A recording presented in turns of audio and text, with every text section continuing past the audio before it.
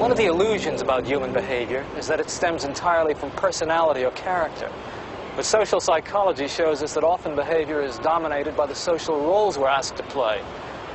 This point is driven home with particular force by a study carried out by Professor Philip Zimbardo at Stanford University. Professor Zimbardo created a prison situation in which ordinary people were asked to play the role either of prisoner or of warden.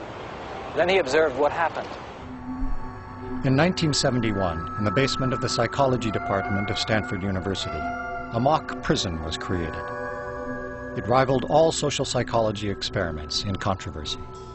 Shortly after I finished this Stanford prison study, Milgram embraced me and said, "I'm so happy that you did this." He said, because now you can take off some of the heat that he's had to bear alone of having done the most unethical study. Although this experiment is over 30 years old, its enduring power has been underscored by the events at Abu Ghraib. When we got to Abu Ghraib, it was eerie. People were being told to rough up Iraqis that wouldn't cooperate. I mean, they're torturing, they're abusing detainees. You're looking at the situation thinking, they've condoned this, but why? And if it wouldn't have been for those photos, no one would have ever believed what was going on over there. When I first saw the pictures, immediately a sense of familiarity struck me, because I knew that I had been there before. I'd been in this type of situation. I knew what was going on in my mind. The photographs were strikingly familiar to the photographs that we had taken, many of the photographs I had taken in the prison study. We didn't do any of the stuff as you see in Abu Ghraib where they, get into a big pile or something like that. But I certainly subjected them to all kinds of humiliations. I don't know where I would have stopped myself. Given enough time, we could have got there.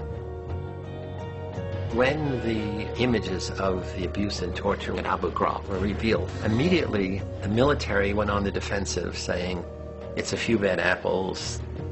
When we see somebody doing bad things, we assume they're bad people to begin with. But what we know in our study is there are a set of social psychological variables that can make ordinary people do things they never could imagine doing. At Abu Ghraib, ordinary people perpetrated extraordinary abuses. To understand why, it helps to reach back to the lessons of Zimbardo's experiment, how people respond to a cruel environment without clear rules.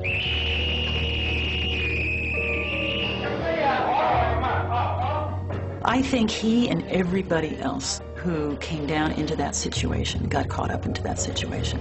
And the sense that this was an experiment, that began to fade away. It became just life.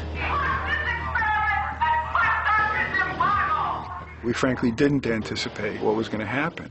And we tried to really test the power of the environment to change and transform otherwise normal people, much as Milgram had changed or transformed otherwise normal people in an obedience situation. We wanted to do it in a prison-like situation. Over 70 men volunteered for Zimbardo's experiment. And they completed a battery of psychological tests. We picked 24 who were the most normal and most healthy. Half are going to be guards, half are going to be prisoners. And it's like flipping a coin, and heads, this one's a guard, this one's a prisoner. So at the beginning, there's no difference in the kinds of people who are in your two groups. When we were given our jobs as guards, we were issued a uniform, which was a plain sort of khaki or lighter colored uniform. And then we gave them the symbols of power, handcuffs, a whistle, a big billy club. And then the other thing we gave them